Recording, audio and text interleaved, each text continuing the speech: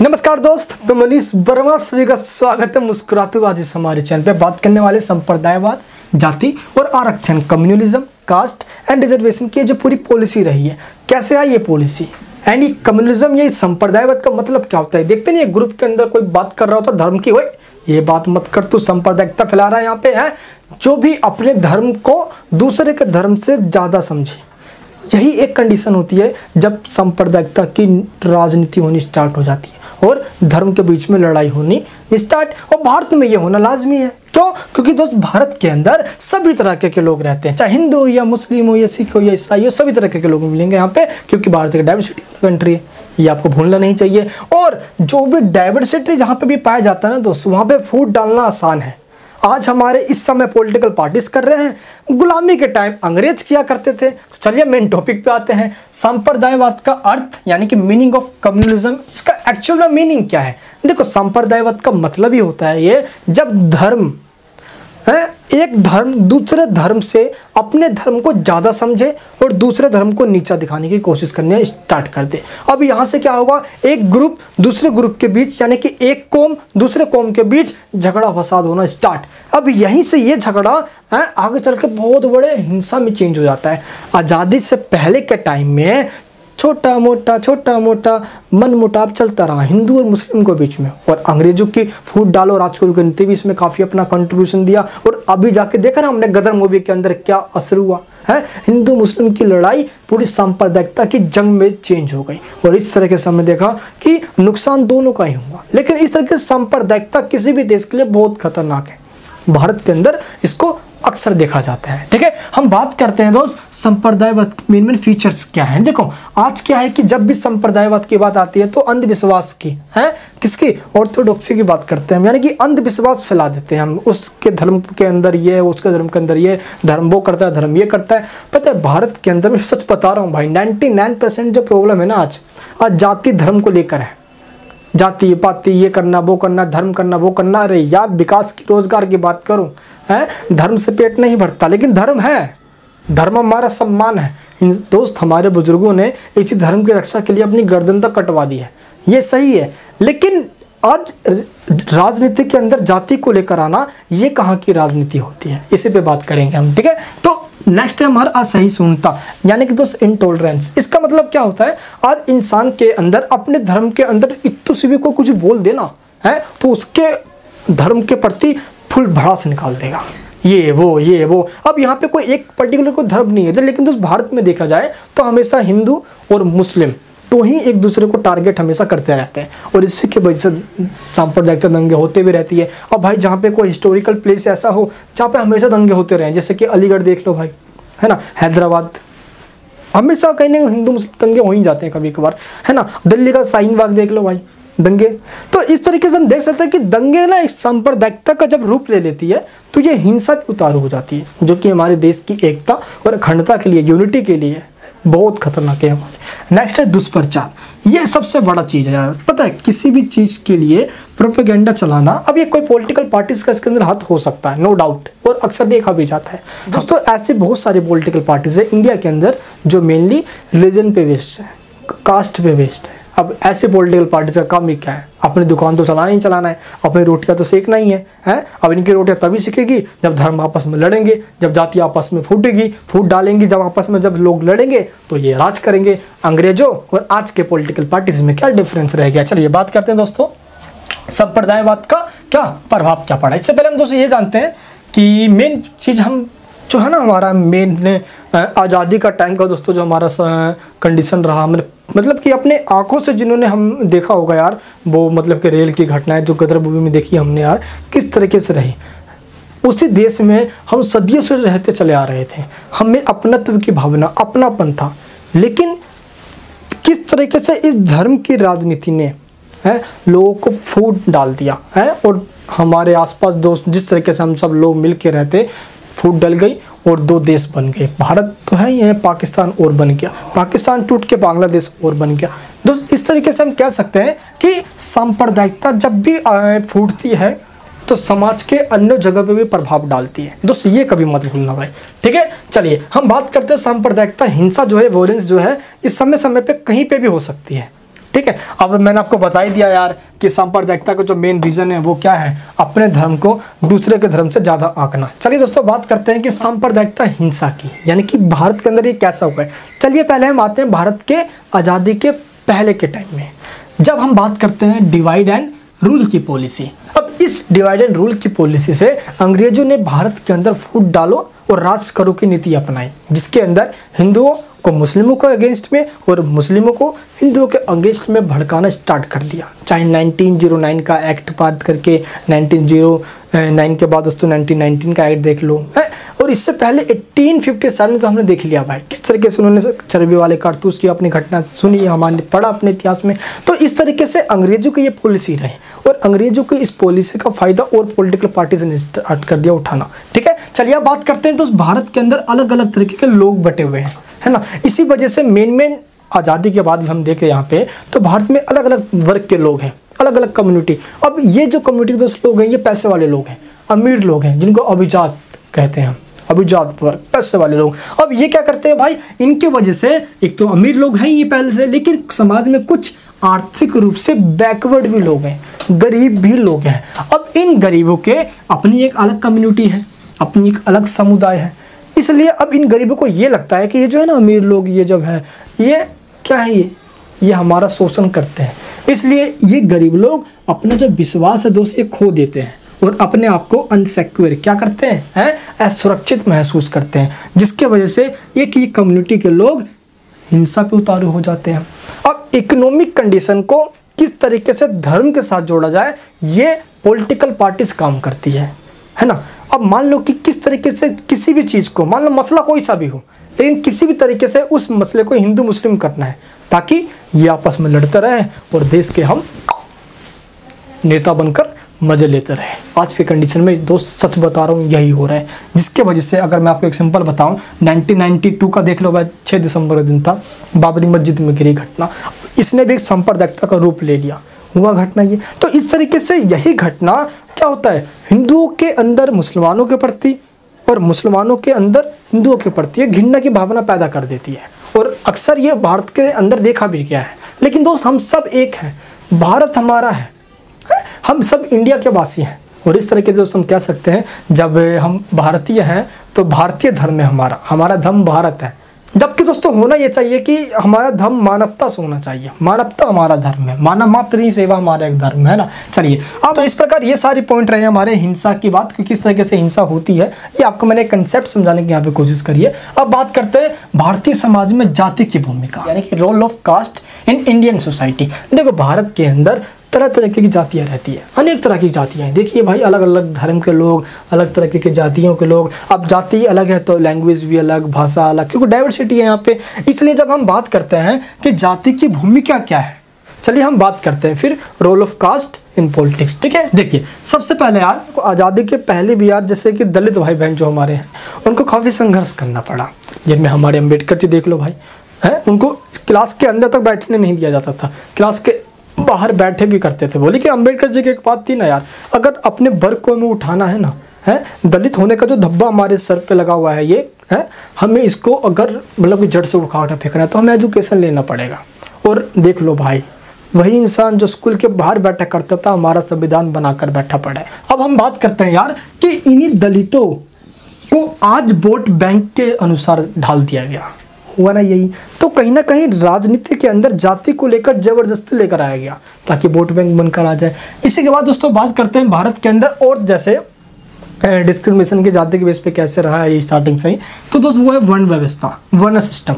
अब इसमें क्या हुआ है, ब्राह्मण शिक्षा देंगे, यज्ञ करवाएंगे, क्षत्रिय वो राजा होंगे, शासक वर्ग के होंगे, वैश्य वो ट्रेड करेंगे, व्यापारी होंगे, और शुद्ध ऊपर के तीनों की सेवा करेंगे, है ना। और समाज के जो भी गंदे मल मूत्र ये सब साफ करने का काम ये करेंगे। तो चारों कैटेगरी में बांट देना कहीं ना कहीं ये जो ना ये भेदभाव भारत के अंदर प्राचीन समय से चली आ रही है ये, है ना, ये आपको ध्यान रखना है। और इसी वजह से आज भी दोस्त जाति के अंदर कुछ ऐसे सिस्टम हैं कि अगर आपने स्पेशल पर्टिकुलर इस जाति में जन्म लिया है तो आपका ऑक्यूपेशन, आपका जो व्यापार होगा, आप क्या काम करोगे, आपका धंधा क्या होगा, ये भी आपकी जाति डिसाइड करती है। तो कहीं ना कहीं जाति में जन्म लेना है तो उस जाति के लोग ये करते हैं, अच्छा अगर तेरी जाति क्या है, अच्छा तो सुनार जाति का है, अच्छा तो सोना चांदी करेगा, अच्छा तो बनिया तो ये करेगा, तो ये करेगा। तो जाति में भी आज डिवाइडेड हमारा पूरा सोसाइटी इस तरीके से क्या है आज दोस्त, कुछ बेस्ड है हमारी जाति के ऊपर, कास्ट के ऊपर, जैसे कि काम है, खाने पीने का तरीका उस जाति में ऐसा है, उस जाति में ऐसा है,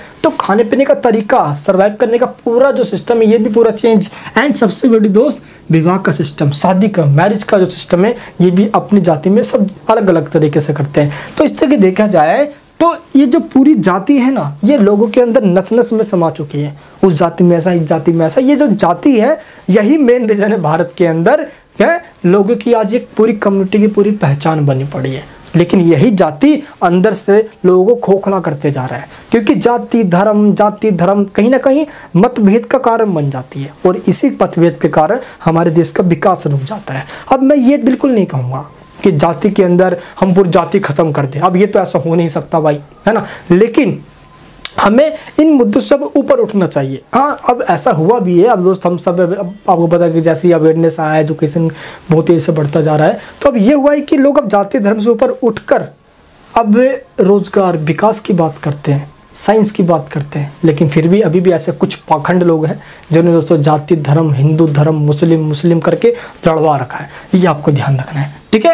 एंड आज भी दोस्त जैसे कुछ नियम है, अगर आप किसी मध्य प्रदेश या छत्तीसगढ़ बिहार या गाँव वगैरह में होता नहीं है, इस जाति फलाना जाति के अंदर ये नियम है वो नियम है, अगर तू इस जाति के अकॉर्डिंग काम नहीं करेगा तेरे को जाति से बहिष्कार कर देंगे, चल बेटा तू जाति से बाहर निकल। तो इस तरीके से सिस्टम बना दिया गया है। अब इस सिस्टम के कारण ही एक बंदा जकड़न में है, पूरा जकड़ में रहता है, नहीं भाई हमारी जाति में ये नियम नहीं है, हम नहीं कर सकते हैं। अब इस तरीके से जब ये सब रहेगा तो भाई है जाति का पुलिंग तो एक दिन फूटेगा ही फूटेगा।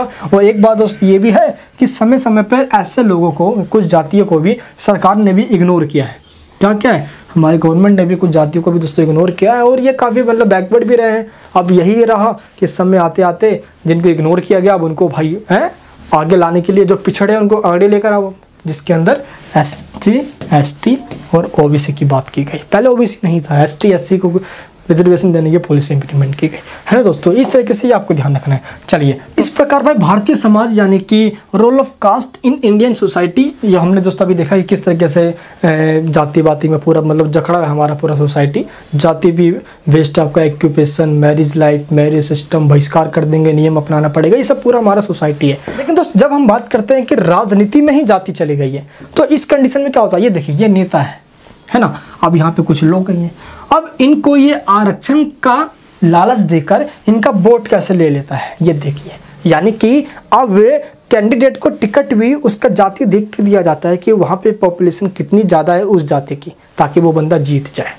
ये भी मेन फैक्टर है, ध्यान रखना, जाति का राजनीति के अंदर, ठीक है। तो दोस्त इस तरीके से हम संप्रदाय की बात करते हैं ना, तो दोस्त यहाँ पे नेताओं का बहुत बड़ा रोल होता है, ये आपको ध्यान रखना है, ठीक है। तो मेरे दोस्त इस तरीके से भाई हमारी सोसाइटी में एक तरफ भाई दलित, फिर वर्ण सिस्टम चलता रहा है ना, अब भाई ऑक्यूपेशन भी अलग तरीके से, नियम वगैरह सब जाति में, यानी पूरी सोसाइटी हमारी जाति में डिवाइडेड है। और ये जाति करते करते ना भाई एक दिन दुनिया चली जाएगी, है ना, लेकिन हमारे माइंड से जाति नहीं जाएगा भाई। तो जाति पूरी बटी पड़ी है, लेकिन कुछ जातियों को गवर्नमेंट के द्वारा भी इग्नोर किया गया। आगे चल के भाई 2 बार रिजर्वेशन। जब दोस्तों हम बात करते हैं कास्ट इन पॉलिटिक्स, यानी कि जो जाति है उसका राजनीति में क्या भूमिका रहा है, तो दोस्त इसको हमेशा वोट बैंक की तरह देखा गया है। इसको वोट बैंक की तरह देखने के 2 रीज़न है जातियों को। तो सबसे पहले दोस्त इंडिया के अंदर यूनिवर्सल एडल्ट फ्रेंचाइज सिस्टम लागू है। इसका मतलब क्या होता है, सार्वभौमिक वयस्क मताधिकार। भारत के अंदर हर वो 18 साल या 18 साल से ऊपर का नागरिक, भारत का नागरिक, उसका धर्म, जाति, लिंग, जन्मस्थान कुछ भी हो, वो बिना किसी भेदभाव के इंडिया में वोट कर सकता है। अब इसका फ़ायदा पॉलिटिकल पार्टी उठाएंगे। अब भाई चाहे ST का हो, SC का हो, OBC का, कोई सा भी हो भाई, किसी भी कैटेगरी हो, दलित हो, बनिया हो, हिंदू या मुस्लिम, किसी का भी हो, अब इसका पॉलिटिकल फ़ायदा उठाएंगे भाई, है ना, ये हुआ इसलिए। एंड सेकंड बात रहा प्रोटेक्टिव डिस्क्रिमिनेशन का। प्रोटेक्टिव डिस्क्रिमिनेशन को हिंदी में कहते हैं संरचनात्मक भेदभाव। यानी कि दोस्त प्रोटेक्टिव डिस्क्रिमिनेशन यानी कि संरचनात्मक भेदभाव, यानी कि दोस्त लोगों को प्रोटेक्ट करने के लिए किया गया डिस्क्रिमिनेशन प्रोटेक्टिव डिस्क्रिमिनेशन यानी कि संरचनात्मक भेदभाव कहलाता है। अब जैसे सोसाइटी के अंदर सभी के पास इक्वल अपॉर्चुनिटी है आगे बढ़ने के लिए, लेकिन इक्वल अपॉर्चुनिटी दे देने से जो ऑलरेडी बहुत बैकवर्ड है ना, तो आगे कैसे बढ़ेंगे, जो अभी ठीक कंडीशन में तो और आगे बढ़ जाएंगे। इसलिए जो बहुत बैकवर्ड है सोसाइटी के अंदर उनको क्या रिजर्वेशन की पॉलिसी इंप्लीमेंट की गई, जिनके अंदर एससी है ना एंड एसटी आते हैं मेनली, आगे चल के ओबीसी आया अभी हम जानेंगे, तो ये आपको ध्यान रखना है, ठीक है। तो क्या आया प्रोटेक्टिव डिस्क्रिमिनेशन। अब इसी को रिजर्वेशन को पॉलिटिक्स में लेके लोग आ गए, क्योंकि भाई अम्बेडकर जी ने तो भाई 10 साल के लिए इसको इम्प्लीमेंट किया था, 1950 में इम्प्लीमेंट किया। जैसे कंडीशन सब बराबर हो जाएगी लोगों ने, लेकिन क्या क्या नेताओं ने 10 साल के बाद बढ़ाते गए। अब लोगों को भाई जब फ्री का चस्का लग जाता है ना यार, तो बहुत कुछ दिक्कत हो जाती है भाई। अब देखो लोगों को जब फ्री का चस्का लग ही गया, अब कौन बोलेगा कि नहीं रिजर्वेशन खत्म कर दो, कोई नहीं बोलेगा रिजर्वेशन खत्म कर दो भाई, है ना। चलिए भाई, दूध में जितना चीनी डालोगे उतना ही मीठा होगा, और मीठा लोगों को बहुत पसंद होता है। चलिए दोस्तों बात करते हैं रिजर्वेशन पॉलिसी की। एसटी, एससी, ओबीसी इनको रिजर्वेशन पॉलिसी के तहत रिजर्वेशन मिलता है भाई। 15%, 7%, 27%, टोटल जोड़ोगे भाई तो हो जाता है 51%। इसके ऊपर रिजर्वेशन हो ही नहीं सकता, ठीक है। 15% एससी को, 7% एसटी को, 27% ओबीसी को रिजर्वेशन दिया गया है। अभी भी दोस्त काफ़ी सारे ऐसे लोग हैं जो कहते हैं कि कास्ट बेस्ड रिजर्वेशन नहीं होना चाहिए, इकोनॉमिक बेस्ड रिजर्वेशन होना चाहिए, जिसकी हालत सच में बिल्कुल बैकवर्ड है, उस बेस पर रखो। आज क्या है भाई, जाति के कारण रिजर्वेशन मिलता है। चलिए दोस्तों एक एक करके बात करते हैं हम कि किस तरीके से आज रिजर्वेशन की पॉलिसी लागू है। आरक्षण नीति की बात करते हैं, जिसको हम पॉलिटिकल लैंग्वेज के अंदर क्या कहते हैं, प्रोटेक्टिव डिस्क्रिमिनेशन कहते हैं। तो प्रोटेक्टिव डिस्क्रिमिनेशन बोलूँ मैं या मैं बोलूँ आरक्षण यानी कि रिजर्वेशन बोलूँ, तो बोथ आर सेम, ठीक है। चलिए अब भारत के अंदर डीपीएसपी यानी कि किसमें, directive principle of state policy, राज्य के नीति निर्देशक सिद्धांत के आर्टिकल 38 से लेकर आर्टिकल 46 तक किसके बारे में, लोगों के कल्याण यानी कि अगर देखेंगे हम 38 तो दोस्तों पब्लिक वेलफेयर के बारे में बात की गई है कि लोगों के कल्याण के लिए राज्य कुछ नियम बनाएगा। अब राज्य कुछ नियम बनाएगा कल्याण के लिए, तो सरकार के मन में आया अरे क्यों ना रिजर्वेशन देते, लोगों को लालच दे देंगे, वोट बैंक पक्का हो जाएगा, ये भी है। आगे चल के देखो अम्बेडकर जी की पॉलिसी तो 10 साल तक थी, खत्म तो किया जा सकता था इसे, सब इक्वल है भाई भारत के अंदर, सब अपने आप करो भाई काम, योग्यता वाला आगे बढ़ जाएगा अपने आप ही, ये हो जाएगा। लेकिन आगे बढ़ता चला गया, ये ठीक था, लेकिन अभी भी आगे चली रही है रिजर्वेशन भी। एंड 46 पे देखेंगे इसमें क्या लिखा हुआ है कि लोगों के इकोनॉमिक कंडीशन, लोगों की एजुकेशन कंडीशन एंड लोगों के किसमें अवेयर करने के लिए सरकार जो स्टेट गवर्नमेंट है वो पॉलिसी बनाएगी, और इसी के तहत एससी और एसटी को रिजर्वेशन दे दी गई है ना, ये आपको ध्यान रखना है। क्लियर है। तो डीपीएसपी आर्टिकल 38 से 46 इसके बीच में लोगों के कल्याण की बात कही गई है, सोशल वेलफेयर की बात कही गई, इसी के वजह से लोगों को क्या रिजर्वेशन मिला हुआ है। अब हम बात करते हैं एससी एसटी रिजर्वेशन की। पहले एसटी एससी की बात करते हैं, देन ओबीसी की बात करेंगे, ठीक है। चलिए दोस्तों, एससी यानी कि अनुसूचित जाति और एसटी यानी कि अनुसूचित जनजाति। जनजाति मतलब एसटी हो जाएगा, अनुसूचित जाति मतलब एससी रहेगा, ठीक, ये आपको ध्यान रखना है। इन दोनों कैटेगरी, ये जो दोनों ग्रुप है भाई, इनको गवर्नमेंट जॉब के अंदर, एजुकेशनल इंस्टीट्यूशन के अंदर और पार्लियामेंट के अंदर, इन तीनों जगह पे इनको रिजर्वेशन दिया गया है, आरक्षण दिया गया है। हिंदी में बता देता हूँ, सरकारी नौकरियों और संस्थाओं के अंदर एंड एजुकेशन यानी कि शैक्षणिक संस्थाओं के अंदर, और विधायिका के अंदर यानी कि जो हमारे पार्लियामेंट है, लोकसभा की स्पेशल बता रहा हूँ उसके अंदर, ठीक है, रिजर्वेशन दिया गया है। राज्य की विधानसभा के अंदर भी है, ठीक है। अभी बात करेंगे किसके अंदर भी जानेंगे। देखिए तो संविधान का जो धारा है 16 यानी कि जो फंडामेंटल राइट्स में आ जाता है, ये राइट टू इक्वलिटी वाला, तो आर्टिकल 16 जो कि राइट टू इक्वलिटी है, ब्रैकेट में आ 320(4) एंड 333 यानी कि 333 पूरे धारा के अनुसार जो अभी आपको मैंने बताया, इसके तहत आरक्षण दिया गया है, ठीक है। 16A 320(4) एंड 333 के अनुसार एससी जो कैटेगरी के लोग हैं उनको 15% और जो एसटी कैटेगरी के लोग हैं उनको 7% रिजर्वेशन दिया गया है, इन तीनों ही जगह पर। क्लियर है। कहाँ पे, government job, educational institution and parliament यानी कि लोकसभा के अंदर।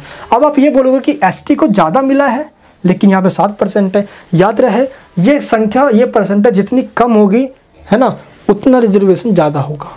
यानी कि एसटी को 7% है तो इनको फ़ायदा ज़्यादा मिलता है, एससी का 15% है तो इन एससी को एसटी से थोड़ा कम मिलता है। ठीक है, जैसे जैसे ये परसेंटेज बढ़ेगी फ़ायदा कम हुआ, लेकिन दोस्तों फिर भी एसटी और एससी को फ़ायदा तो आपको पता है कि बहुत मिलता ही मिलता है। तो एसटी को 7% और एससी को 15%। लेकिन एक बात बताऊं मैं भी, आज की सरकार की एक नीति यह है कि चीज़ों को प्राइवेटाइजेशन करो, लेकिन ये चीज़ तो भाई गवर्नमेंट में इम्प्लीमेंट है, प्राइवेट में इम्प्लीमेंट है ही नहीं। वहाँ पे कौन एसटी एससी पूछेगा, वहाँ पे जनरल हो एसटी हो सब बराबरी है।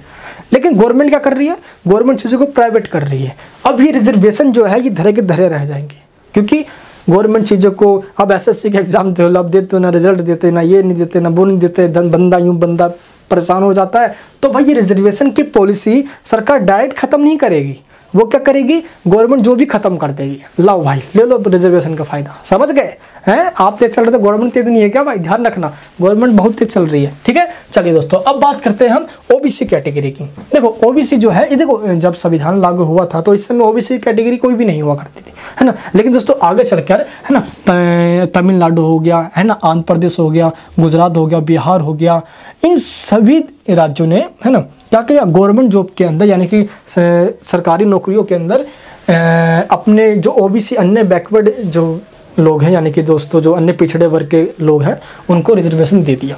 ठीक है, पहले इन स्टेटों ने दे ही दिया था, ये हुआ। लेकिन जब हम बात करते हैं कि भारत में कब अच्छे तरीके से, यानी कि सेंट्रल गवर्नमेंट ने, ये तो स्टेट गवर्नमेंट ने इम्प्लीमेंट किया है, लेकिन सेंट्रल गवर्नमेंट ने सेंटर जितनी भी इंस्टीट्यूशंस हैं सेंट्रल लेवल पे, उनमें कब इम्प्लीमेंट किया। चलिए इसका इतिहास बताता हूँ। पहले मैं सेंट्रल गवर्नमेंट के बारे में बता रहा हूँ। 1953 के अंदर आर्टिकल 340 के तहत काका केलकर आयोग बनाया गया। इस आयोग का काम ये था कि ये चेक करे भारत के अंदर कि ऐसी कितनी जातियां हैं जो एसटी एससी के अलावा जो जनरल कैटेगरी में है भी, लेकिन वो अभी भी पिछड़ी हुई है। अब इस आयोग ने जांच किया और 1956 के अंदर इसने अपनी रिपोर्ट सेंट्रल गवर्नमेंट को सौंप दी।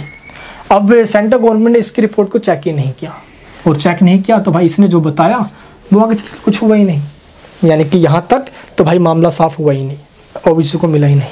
आगे चल के जब दोस्तों आपको पता है कि 1975 के अंदर इंदिरा गांधी ने आपातकाल लगा दिया था, जो कि 1977 में हटा, और आपातकाल के इमरजेंसी की वजह से इंदिरा गांधी को हार का सामना करना पड़ा। इंदिरा गांधी अपनी सीट तक नहीं बचा पाई, बरेली वाली सीट, इंदिरा गांधी भी हार गई। अब दोस्त हुआ ये, जैसे मोरारजी देसाई की सरकार आई, जनता पार्टी की सरकार आई, जिसके अंदर तो जनता पार्टी की सरकार में 5 पार्टियां कुल मिली हुई थी भाई, जिसमें लोकदल था, जनसंघ थी, है ना, Congress for democracy and Congress syndicate, Morarji Desai वाली, है ना, जो सीनियर लीडर थे कांग्रेस के, जो कांग्रेस अलग हुए थे 1969 के अंदर, उन सब की पार्टी को मिलाकर जनता पार्टी बना पड़ा था। जनसंघ थी लाल कृष्ण अडवाणी वाली भाई, है ना, तो इन सब से जनता पार्टी बना हुआ था। जनता पार्टी जब बना 1978 में ही, 77 में तो आपातकाल खत्म हुआ, और 1978 के अंदर ही जनता पार्टी यानी कि मोरारजी देसाई के अंडर में एक आयोग बनाया गया। केलकर आयोग का काम था, वही काम अब मंडल आयोग को दे दिया गया, लो भाई जाँच करो ओबीसी को, देखो कौन कौन है। अब इस रिपोर्ट को बनाया 1978 में गया, और 1980 में 1980 में इसने अपनी रिपोर्ट सौंप दी, है ना, और मतलब कि और अच्छे तरीके से इसको पढ़ा गया इसकी रिपोर्टों को 1982 में ही। लेकिन एक चीज़ ध्यान रखना, 1978 में मोरारजी देसाई सरकार थी, 1979 में चौधरी चरण सिंह की सरकार है, और दोस्तों 1980 में चरण सिंह भी गए, मोरारजी देसाई भी गए, फिर से कांग्रेस पार्टी की सरकार आ गई 1980 के अंदर। कांग्रेस पार्टी ने मंडल आयोग की जो सिफारिशें हैं उसको पेटी में डाल के ताला बंद करके रख दिया। इसका मतलब ये हुआ कि मंडल आयोग की सिफारिशों को कांग्रेस ने ठंडे बस्ते में डाल दिया, चला हटा कोई बात नहीं, बाद में देख लेंगे। और दोस्त इसके बाद जैसे ही मतलब ये मुद्दा हो ही जाता सॉल्व, क्योंकि 1980 में ही इसने रिपोर्ट सौंप दी थी अपनी। लेकिन दोस्त हुआ ये कि 1980 में सरकार ही चेंज हो गई। अब सरकार जब चेंज हुई तो इंदिरा गांधी आई, इसने ज़्यादा इंपॉर्टेंस दिया नहीं इसको, खत्म भाई। अक्टूबर का दिन था, सतवंत सिंह बेन सिंह ने गोली मार दी इंदिरा गांधी को, राजीव गांधी सरकार आ गई। राजीव गांधी सरकार 1989 जैसी दोस्त चेंज हुई तो बीपी सिंह आ गया। अब बीपी सिंह को लगा भाई मैं भी तो राष्ट्रीय मोर्चा से हूँ, देखो कांग्रेस का भी अपना वोट बैंक है, सबका अपना वोट बैंक है, तो बीपी सिंह ने सोचा फिर ना मैं भी कुछ करता हूँ ऐसा ताकि लोग मुझे भी इस काम के लिए जाने। और बीपी सिंह ने बहुत बड़ा काम कर दिया, इन्होंने मंडल आयोग की सिफारिशों को उठाया और पढ़ा और इसको इम्प्लीमेंट कर दिया। कब इम्प्लीमेंट कर दिया? बीपी सिंह ने 13 अगस्त 1990 को मंडल आयोग की सिफारिशों को लागू कर दिया। इसके सिफारिशों में क्या था? जो भी शैक्षणिक संस्थान है सारे, यानी कि गवर्नमेंट जॉब वगैरह जो भी है और एजुकेशन जो इंस्टीट्यूशन है, उनके अंदर अन्य पिछड़े लोग जो भी हैं भारत के अंदर, उनको 27% आरक्षण दे दिया जाए। और ये इम्प्लीमेंट कर दिया गया वीपी सिंह की सरकार है, विश्वनाथ प्रताप सिंह की सरकार के अंदर। 1992 के अंदर दोस्तों ये मामला सुप्रीम कोर्ट में चला गया। क्यों? क्योंकि भाई पूरे देश के अंदर बहुत अपोज किया गया। दोस्त देश बंधु एक कॉलेज है दिल्ली के अंदर बता रहा हूँ मैं। इस कॉलेज के अंदर से एक लड़का था राजीव गोस्वामी। इस लड़के ने इसके विरोध में अपोज करते करते मिट्टी तेल डाली अपने ऊपर, जला लिया अपने आप को। नहीं, ओबीसी ख़त्म करो, मत करो, पहले से आरक्षण है, ये है वो है, भाई बहुत हुआ ये। और इसके बाद जला लिया भाई मिट्टी तेल डाल के, बस को तोड़े गए, आग लगा दी गई, बहुत कुछ हुआ भारत के अंदर, बहुत तगड़ा सीन हुआ। लेकिन इसके बावजूद भी जब 1992 के अंदर सुप्रीम कोर्ट के अंदर ये मामला गया, तो सुप्रीम कोर्ट ने कहा कि चलो ठीक है, आरक्षण तो दो, कोई नहीं, है ना। लेकिन दोस्त हुआ ये कि एक क्रीमी लेयर का सिस्टम इम्प्लीमेंट कर दिया सुप्रीम कोर्ट ने अंदर। इन्होंने कहा कि क्रीमी लेयर इम्प्लीमेंट करो, जिसको भी ओबीसी के तहत रिजर्वेशन दिया जा रहा है। अब ये क्रीमी लेयर, इसका मतलब ये होता है कि एक फिक्स अमाउंट हो कि जिसकी भी सैलरी एनुअल बेस पे इतनी होगी, है ना, तो उससे ऊपर वाले सैलरी वालों को ओबीसी की कैटेगरी से बाहर निकाल दिया जाएगा। अब ये सैलरी कितनी हो भाई, इसकी जांच के लिए क्या रामानंद प्रसाद आयोग बनाया गया 1992 के अंदर। तो भाई रामानंद प्रसाद आयोग ने ये कह दिया कि जो भी एक साल में 7 लाख से कम कमाते हैं वो सब के सब ओबीसी की कैटेगरी में आएंगे। ऐसी जातियाँ और जो 7 लाख से ज़्यादा कमाते हैं वो सब के सब ओबीसी की कैटेगरी में नहीं आएंगे। इस तरीके से 1993 के अंदर इसको इम्प्लीमेंट कर दिया गया। और आज़ादी के बाद दोस्तों लगभग कह सकते हैं हम कि लगभग 40 साल तक संघर्ष करना पड़ा, तब जाके ओबीसी को रिजर्वेशन मिला। इस तरीके से भारत में इस समय SC, ST और SC को रिजर्वेशन दिया गया है। SC को 15%, ST को 7% एंड ओबीसी को 27%। ठीक है, ये आपको ध्यान रखना है। अब दोस्तों मैंने क्या बताया था कि जितना ज़्यादा परसेंटेज होगा उतना ही जो फ़ायदा मिलने वाला है वो कम होगा। ठीक है, अब ये देखिए भाई इसका कितना ज़्यादा रखा गया 27%। ये भी भाई कोई फ़ायदा नहीं है भाई, है ना। एंड दोस्त एक और सिस्टम लागू किया गया था बीच में ही, ये बोला गया था कि जो जनरल कैटेगरी में है ना, और लेकिन वो भी पिछड़े हैं, तो उनको भी कम से कम 10% आरक्षण दिया जाए। सुप्रीम कोर्ट ने मना कर दिया, कुछ भी नहीं, ऐसा नहीं होगा है, आरक्षण के बेस पे लोगों को देते जाओ, ऐसा कुछ भी नहीं। ठीक है, तो इस तरीके से दोस्त खत्म कर दिया गया इसको। ठीक है, तो ये आपको ध्यान रखना है। क्लियर है? तो इस तरीके से SC, ST और ओबीसी को रिजर्वेशन दिया गया है। क्लियर है? एक चीज़ यहाँ पे और ध्यान रखना है आप सभी को कि जो पार्लियामेंट में दिया गया रिजर्वेशन वो कितना दिया गया है ST, SC को, लेकिन ओबीसी को नहीं दिया गया। ध्यान रखना, पार्लियामेंट के अंदर सिर्फ ST, SC को दिया गया है। ठीक है, देखिए पार्लियामेंट में दोस्तों वो भी सेंट्रल लेवल पे जो लोकसभा है, हमारी जो लोअर हाउस है हमारी लोकसभा के अंदर, जो SC कैटेगरी के लोग होंगे उनकी 78 सीट्स जो है वो रिजर्व है। यहाँ से सिर्फ और सिर्फ कौन SC लोग ही चुनाव लड़ सकते हैं। ठीक है, जैसे कि दिल्ली में दोस्तों करोल बाग देख लो भाई, सिर्फ किसके लिए, SC के लिए रिजर्व है ना। एंड जो ST कैटेगरी के लोग होंगे उनके लिए 38 सीट्स क्या है, रिजर्व है लोकसभा की सीट्स में। ठीक है, चलिए अब बात करते हैं सभी राज्यों, टोटल जितने भारत में स्टेट्स हैं सभी राज्यों की, राज्य के विधानसभा के अंदर कितनी सीटें रिजर्व है। अगर दोस्तों सभी राज्यों की विधानसभा की रिजर्व सीटें आपको टोटल बताऊं तो टोटल जो रिजर्व सीटें SC के लिए वो 540 है और ST के लिए 282 यानी कि 282 सीट रिजर्व की गई है। ये आपको ध्यान रखना है, पूरे विधानसभा के मिलाकर बता रहा हूँ मैं। तो इस तरीके से दोस्त ये पूरा फैसिलिटी दिया गया है ST, SC वाले को। लेकिन दोस्त जो ओबीसी कैटेगरी के लोग हैं उनको पार्लियामेंट के अंदर कोई रिजर्वेशन नहीं है ना। चलिए अब बात करते हैं महिलाओं को क्या है, भारत के अंदर रिजर्वेशन है भी महिलाओं को, कुछ दिया भी गया है दोस्तों महिलाओं को, है ना। तो महिलाओं के लिए आरक्षण का महत्व कितना है हम इसकी भी बात करेंगे। देखो यार भारत के अंदर हम ऐसा कहते हैं ना कि कंधे से कंधा मिला के हमें आगे बढ़ना है, चाहे महिला हो या पुरुष हो, लेकिन अभी भी ये मेंटलिटी है हमारी सोसाइटी की। क्योंकि भाई क्या कह रहे हैं, पेट्रियार्की सिस्टम, पुरुष प्रधान समाज है भाई हमारा, पुरुषों का दबदबा, पुरुषों का क्या है, मेल वर्चस्व भी है। ये आपको ध्यान रखना है।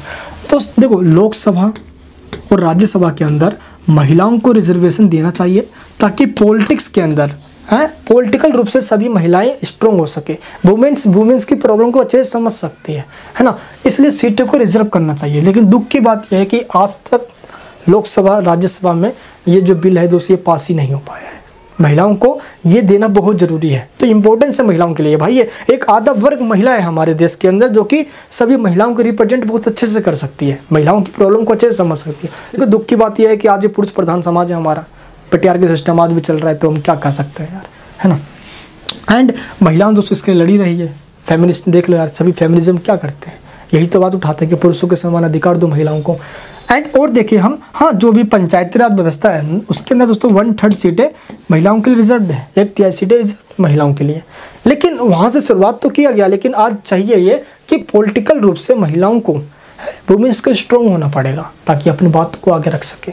और ये सरकार को चाहिए कि लोकसभा राज्यसभा के अंदर इस बिल को पास करके महिलाओं के लिए सीट आरक्षित करे, जैसे ST SC के लिए की गई है ना, 78 फिर 38। ये पता क्या है यार, महिलाओं के लिए तो करो, तभी तो हम माने कि नहीं महिलाओं के लिए भी देश की सरकार कुछ कर रही है। और महिला जब दोस्तों स्ट्रॉन्ग होगी तो ऑटोमेटिकली हमारा देश का एक बहुत बड़ा वर्ग स्ट्रॉन्ग होगा और इससे हम तरक्की करेंगे। दोस्तों चंडीगढ़ के लोगों पर कैपिटल इनकम इस समय ज़्यादा, देश की पूरी इनकम ग्रोथ होगी। महिला जब बढ़ती है पता है तो कई घरों को बढ़ाती है, ये सब हम जानते हैं। आई होप दोस्तों आज का ये टॉपिक आपको बहुत पसंद आया होगा। कैसा लगा दोस्तों आपको आज का ये वीडियो, नीचे मुझे कमेंट करके बताना। सब कुछ समझ में आ गया तो सबको शेयर करना। कोई डाउट है, कोई शिकायत करना है तो मुझे इंस्टाग्राम पे फॉलो कर सकते हो, वहाँ पे मैं आपको मिलूंगा। ठीक है, मिलूंगा दोस्तों नेक्स्ट वीडियो के अंदर। चैनल पर नहीं हो तो प्लीज़ सब्सक्राइब करके हमारे इस दिल का मेंबर बनना, बेल आइकन ऑन करना ताकि जब भी मैं वीडियोस डालूं आपके पास नोटिफिकेशन आ जाए। लाइक करके मेरे उत्साह को बढ़ाना। मिलूंगा नेक्स्ट वीडियो में। जय हिंद, जय भारत।